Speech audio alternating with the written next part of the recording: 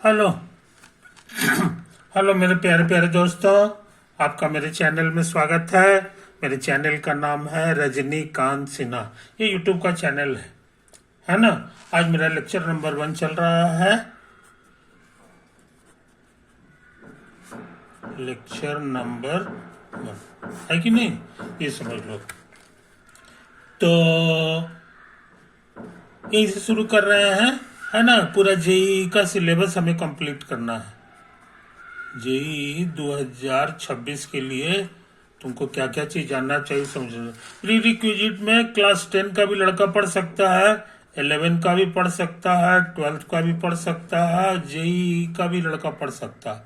जिसको जेई का एग्जाम देना है 2026 में, वो सब है। तो क्लास 10, 11, 12 सब के लड़के इसको समझ सकते हैं, है कि नहीं। हम एकदम नीचे से शुरू कर रहे हैं, नीचे से शुरू कर रहे हैं। तो इस चीज को समझ लो मेरे यार।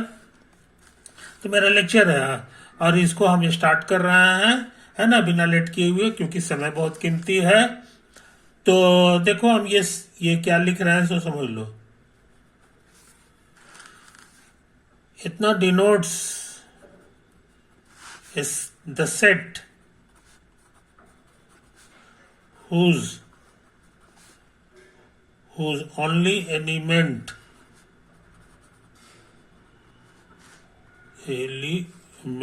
is a। ये एक सेट है, मिडिल ब्रैकेट के अंदर ए लिखा हुआ है। तो ये सेट है जिसमें सिर्फ एक ही एलिमेंट है, ए, है कि नहीं। ये चीज समझ लो। और उसी तरह से ये अगर ऐसा लिखा हुआ रहे तो ये भी एक सेट है, denotes the set whose only elements are. इसके दो ही एलिमेंट है, ए और बी, है कि नहीं। ये चीज उसी तरह से अगर लिखा हुआ रहे A1, A2, A3 और बुंदा बुंदा एन, समझे। तो ये डिनोट करता है सेट को, denotes the set whose only elements are A1, A2, etc और लास्ट वाला एन है। क्लियर हुआ।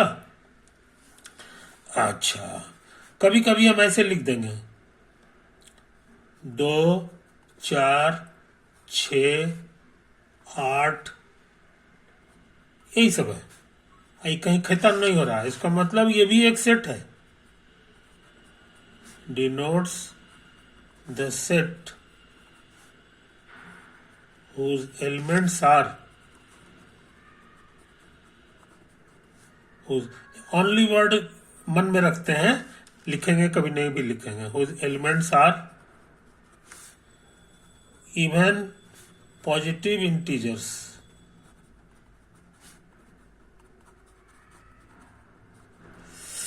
पॉजिटिव नंबर है, निगेटिव नहीं है, जीरो भी नहीं है, ये चीज है। और ये सब इंटीजर्स है, 2, 4, 6, 8 ये सब है, और सब के सब इवन है। तो ये एक सेट हो गया। और ये सेट में एलिमेंट कहीं खत्म नहीं होता है, समझे। तो इसको इनफाइनाइट सेट कहेंगे। This is an example of an infinite set, समझे। ये चीज समझ लो। और ये एलिमेंट खत्म हो रहा है, इससे आगे नहीं है, इसीलिए कहेंगे this is an example of a finite set. This is an example of a finite, समझे। तो फाइनाइट सेट और इनफाइनाइट सेट के बारे में अंदाज तुमको लग गया होगा। ये सब फाइनाइट सेट है, और ये वाला फाइनाइट सेट नहीं है। ये कहीं पे खत्म नहीं होता है। 10 है, 10 के बाद फिर 12 भी हो जाएगा, etc, समझे कि नहीं। उसी तरह से 1, 3, 5, 7, 7, 9, 11, यही सब है। ये एक सेट को डिनोट करता है, denotes the set whose elements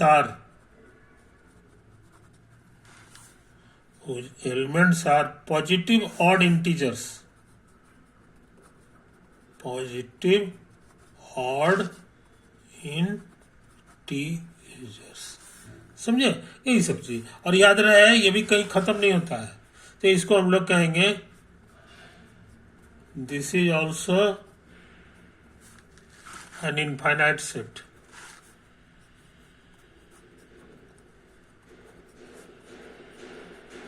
समझे? यही चीज है।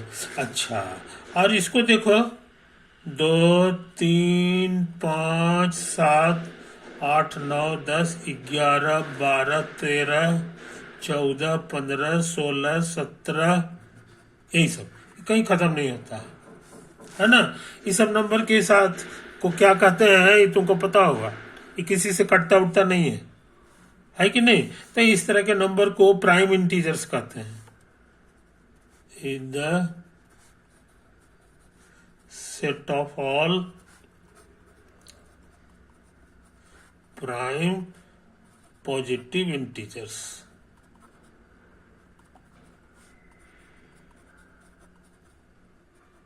आई बात समझ में? याद रहे ये सब के सब ऑड भी है, ऑड।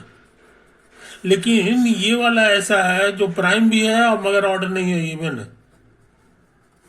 समझे? तो ये स्मॉलेस्ट प्राइम नंबर कौन सा है? तो ये स्मॉलेस्ट प्राइम इज 2। अच्छे लड़के इस चीज को याद रखते हैं, है कि नहीं? उसके बाद 3 है, 5 है, इस ऑर्डर है, 7 है, 7 के बाद फिर 9 है, 9 नहीं है, 3 से कटता है तो 9 छूट गया, 11 12 13, 13 के बाद 14 15, 15 नहीं है, 5 से कटता है, इसे। तो अच्छे लड़के इन छोटी छोटी बातों को याद रखते हैं।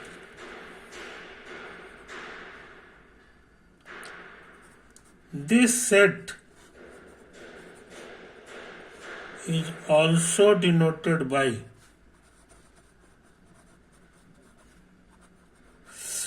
बुंदा बुंदा ना लिख करके बहुत से लोग ऐसे लिखते हैं, ऐसे x is a positive prime,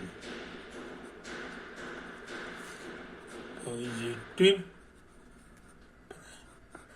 बस इतना सा लिख देता है। इससे भी हम लोग समझ जाते हैं कि ये लिखा हुआ। उसी तरह से ये जो सेट है,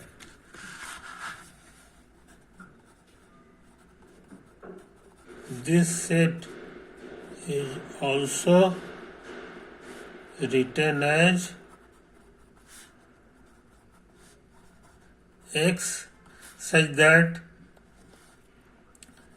x बराबर 2n minus 1 where n बराबर 1 2 3 4 और कहीं नहीं खत्म होगा। यही वाला सेट है। 1 भरोगे तो 2 में से 1 चला गया तो 1 हो जाएगा, तो ये आ गया तुम्हारा। 3 लाने के लिए इनकी जगह 2 भर देंगे तो 4 में से 1 गया, 3 दूना 6 में से 1 चला गया 5, तो सारा नंबर मिल जाएगा। तो ऐसे करके भी हम लोग लिखते हैं। तो सेट लिखने का ये जो तरीका है कि नहीं, ये प्रॉपर्टी बेस्ड है ना। और ये लिस्ट बना करके, समझे, मेकिंग लिस्ट।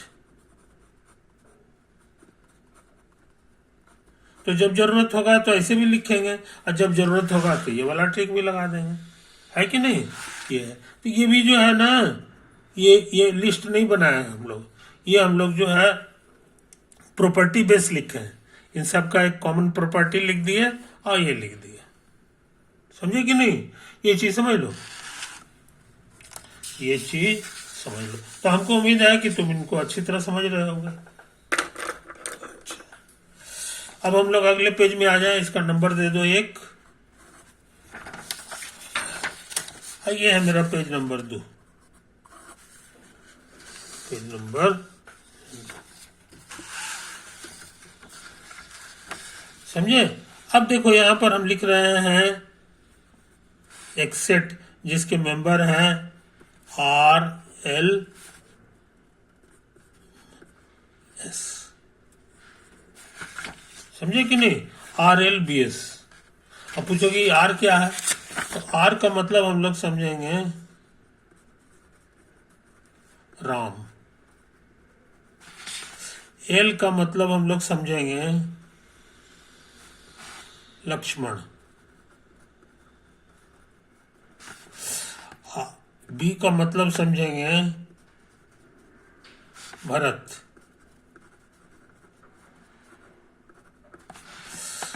एस का मतलब हम लोग समझेंगे शत्रुघ्न। समझे? यही चीज है। तो ये जो सेट है इसमें 4 मेंबर है। This set has exactly 4 members।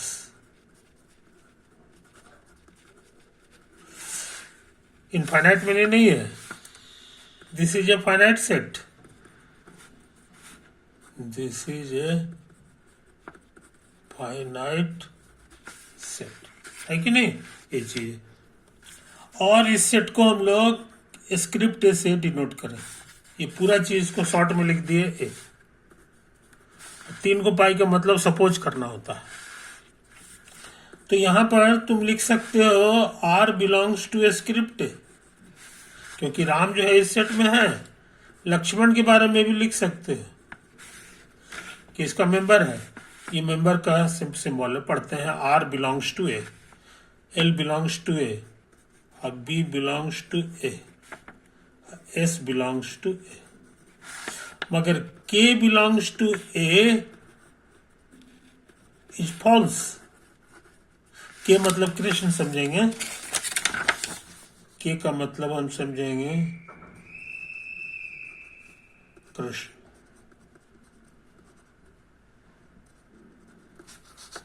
समझे? ये चीज है। तो ये फॉल्स हो गया। तो जब कोई चीज फॉल्स हो जाए तो उसको ट्रू बनाने का बहुत आसान तरीका है। ये लिख दो और यहां पे इसे काट दो। अब ये सही हो गया। Is a true statement.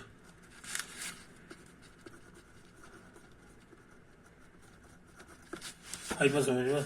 यही चीज है। तो स्टेटमेंट का ये गुण हमेशा रहता है कि कुछ ट्रू होता है, कुछ फॉल्स होता है। तो ये सब ट्रू है। तो ट्रू को हम लोग लिखते नहीं है, बस ऐसे ही लिख देंगे, तो उसका मतलब हो गया ट्रू है। और फॉल्स वाले को ऐसे करके काट देंगे तो वो ट्रू बन जाएगा।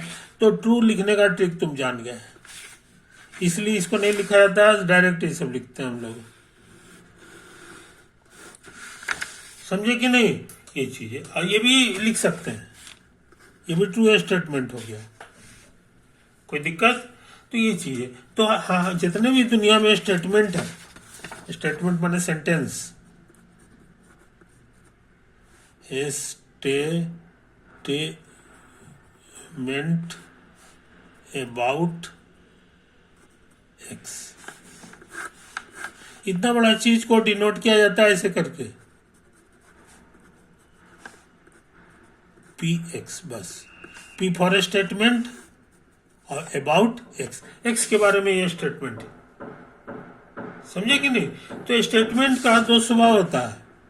जितने भी ये स्टेटमेंट है वो या तो ट्रू होगा, टी माने ट्रू, या तो फॉल्स होगा, एफ माने फॉल्स। बीच बीच में नहीं होता है। ये सोच लेना कि थोड़ा सही है थोड़ा गलत है तो समझ लो कि वो सेंटेंस जो है वो पढ़ाई का सेंटेंस नहीं है। पढ़ाई में जितना भी सेंटेंस है वो या तो ट्रू होगा या फॉल्स होगा। और जब जो फॉल्स है उसमें नॉट लगा दोगे तो ट्रू भी हो जाएगा। जैसे यहाँ है Krishna is not a member of. अच्छा, अब कोई लड़का कहेगा कि नहीं इसको लिखिए ऐसे करके, सेट बिल्डर फॉर्म में प्रॉपर्टी के द्वारा। तो यहां पर ऐसे लिखेंगे X such that x is the son of king Dasharath.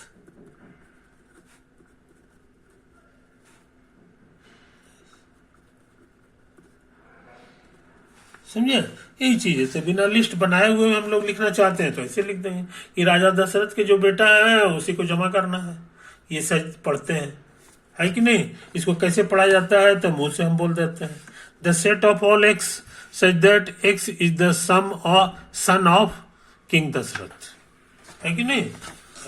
और इसको पढ़ना होगा तो पढ़ेंगे A is the set whose members are RLBS। समझे कि नहीं? तो इस बातों को समझ लो मेरे यार। अच्छा, अब देखो एक definition, let A and B be two sets. या सेट्स है, ये भी सेट है, ये भी set. If every element of A is an element of B, है ना? ये जो स्टेटमेंट है इसको देन वी राइट, तब हम लोग लिखेंगे A ऐसे अब B। पूछोगे कि इसको क्या पढ़ते हैं तो read as A is a subset of B।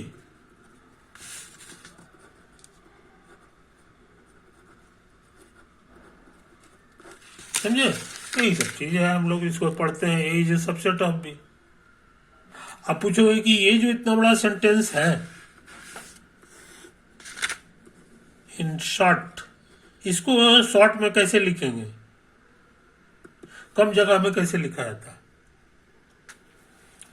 तो इसका मतलब हो गया कि जो कुछ भी ए में है वो बी में भी होना चाहिए। यानी अगर एक्स ए में है देन एक्स बी में लिखा गया। ये जो चीज है इतना बड़ा लाइन, इसको शॉर्ट में हम ऐसे लिख सकते हैं। और भी शॉर्ट में लिखने की इच्छा है तो बहुत से लोग ऐसे लिखते हैं, खाली इसको लिखेगा, इसको लिखेगा और इफ और देन नहीं लिखता है, उसकी जगह ऐसे लिख देगा। समझे ना? यही चीज है। तो कहेगा कि x belongs to A implies x belongs to B। इसको इंप्लाइज पढ़ा जाता है ना? तो तुम देख रहे हो कि ये जो पढ़ाई है मैथ या हम साइंस की जो पढ़ाई है उसमें संक्षेपीकरण का बहुत वैल्यू है। साइंस के अलावा आर्ट्स की पढ़ाई में ऐसा नहीं है, वो लोग संक्षेप उनक्षेप नहीं करता होता, हर चीज को लंबा, जितना लंबा है वो उतना खुश होता है। हमारे यहाँ ऐसा नहीं है, हमारे यहाँ हर चीज को छोटा में लिखने का रिवाज है। तो जो लड़का जितना छोटा लिखेगा उतना ही ज्यादा चीज लिख देगा, है कि नहीं? क्योंकि एग्जाम में तो टाइम लिमिटेड रहता है। तो तुम शॉर्ट लिखना जानोगे तो तुम्ही को फायदा है कि नहीं? तो यही चीज है। तो आज से हम लोग क्या सीख गए? हम लोग सीख गए कि A is a subset of B का मतलब हो गया कि कोई भी चीज A में है तो का चिन्ह हो गया वो B में भी है। समझे? ये तो है। तो एक डेफिनेशन तुम सीख लिए। अब हम छोटा छोटा थ्योरम लिख रहे हैं। ए इज ए सबसेट ऑफ ए। देखो तो ये सही बात है कि गलत है? इसको चेक करने के लिए देखना होगा कि इसका हर चीज इसमें है कि नहीं। तो ये दोनों सेम सेट है, जो इसमें है वही चीज इसमें भी होगा। इसलिए ये ट्रू है कि फॉल्स, तो कहोगे ट्रू है कि नहीं ये चीज। तो ये जो थ्योरम है इसको शॉर्ट में कहते हैं, इन शॉर्ट ये जो रिश्ता है इज रिफ्लेक्सिव, है कि नहीं? माने इधर कुछ भी रखेंगे और वही चीज इधर भी रखेंगे तो ये कभी गलत नहीं होता है, हमेशा सही होता है। तो एक थ्योरम हो गया, A is a subset of B and B is a subset of C, then A is a subset of C. सोच के बताओ ये सही है कि गलत। ये कह रहा है कि बाएं वाला सेट का हर चीज दाएं वाले में है, माने ए का हर चीज बी में है और बी का हर चीज सी में है, यही इसका कहना है। तो ए का हर चीज सी में चला गया। अगर एक्स ए में है तो बी में चला जाएगा इसके कारण, और इसके कारण जो चीज बी में आ गया है उसी में भी चला जाएगा। इसलिए जो ए में था उसी में भी चला आया, और ये चीज तो लिखा हुआ है। इसीलिए जब भी ये दो बात सही होगा तो ऐसा हो जाता है। इसी नियम का नाम है इतना इज ट्रांजिटिव। समझे कि नहीं? ये चीज समझ लो, ये चीज समझ लो। बात समझे? तो अच्छे लड़के इन बातों को समझते हैं। अच्छे लड़के इन बातों को समझते हैं। समझे कि नहीं? और भी शॉर्ट में लिखने की इच्छा होगी तो ऐसे लिखोगे, A is a subset of B and B is a subset of C. Then की जगह ऐसे लिख दोगे और इसको उतार दोगे। तो यही वाला जो खूबी है, इसको कई लड़के ऐसे लिखते हैं, है कि नहीं? अब एक आखिरी डेफिनेशन करके आज की सभा समाप्त करेंगे। If A is a subset of B and B is a subset of A, यानी ए का हर चीज बी में है और बी का हर चीज ए में है। तो जब दोनों बात सही हो, एंड लिखा हुआ है, देन वी राइट, तभी हम लोग लिखते हैं इतना। पढ़ेंगे A is equal to be. समझे कि नहीं? तो ये चीज, तो जब भी ये साबित करने की जरूरत पड़े तो अच्छे लड़के जो है इसको भी साबित करते हैं और इसको भी साबित करते हैं। एंड है तो दोनों को साबित कर देंगे तो अपने आप ही साबित हो जाता है। आज बहुत इंपॉर्टेंट चीज सीख लिया। इसका एक आध को थ्योरम जो है,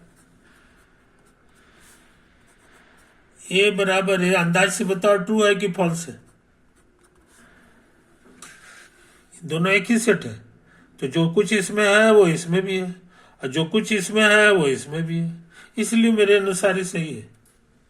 इसको शॉर्ट में कहेंगे इतना इज रिफ्लेक्सिव। याद रहे सबसेट भी जो था मेरा रिफ्लेक्सिव था। देखो यहाँ पे बिल्कुल, तो सबसेट का जो रिश्ता होता है वो भी रिफ्लेक्सिव होता है और इक्वल टू का भी रिश्ता भी रिफ्लेक्सिव होता है। दूसरा थ्योरम पे दिमाग लगाओ, अगर ए बराबर बी हो एंड बी बराबर सी, देन ए बराबर सी होगा। सोच के बताओ ये ट्रू है कि फॉल्स? बिल्कुल सही है। A is a subset of B, equal to का मतलब सबसेट भी हो गया, इसका हर चीज इसमें है। उसी तरह से इसका हर चीज इसमें है, तो ए का हर चीज सी में चला गया। अभी अभी हम सिखाए हैं यहाँ पर ट्रांजिटिव के नियम। और उसी तरह की बात यहाँ है, सी का हर चीज बी में है और बी का हर चीज ए में है, तो सी का हर चीज ए में भी चला गया। इसलिए हमको लगता है अभी सही हो गया, है ना? इसको शॉर्ट में कहेंगे इतना इज ट्रांजिटिव।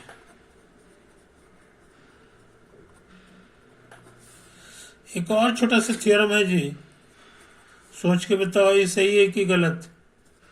इफ ए बराबर बी देन बी बराबर ए।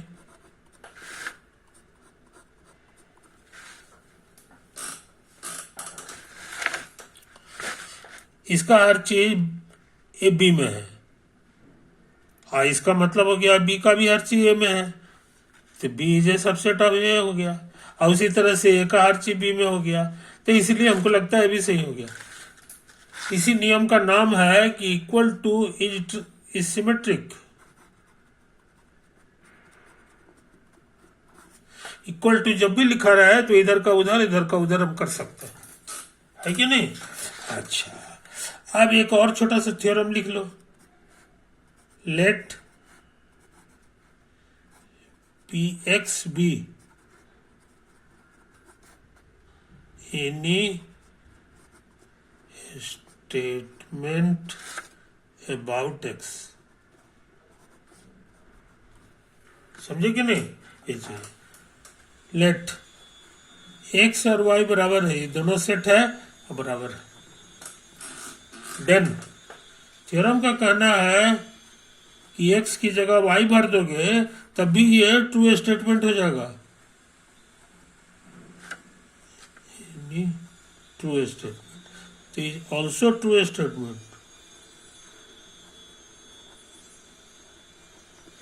समझे कि नहीं? कोई भी ये स्टेटमेंट है जो एक्स के लिए सही है और एक्स और वाई में कोई फर्क नहीं है, तो एक्स की जगह वाई भर दोगे तब भी वो ट्रू रहेगा, ट्रू का जवाब ट्रू होता है। समझे कि नहीं? तो इसका प्रूफ नहीं करते हैं, ये हम लोग मानते हैं कि इतना आसान चीज है कि हमेशा सही है कि नहीं? तो छोटी छोटी बातें हैं जो हर लड़के, समझदार लड़के जो है इसको याद रखते हैं, है कि नहीं? 25 मिनट हो गया मेरे यार, तो हम सोचते हैं कि इस वीडियो के एंड कर दें, है कि नहीं? ओवर।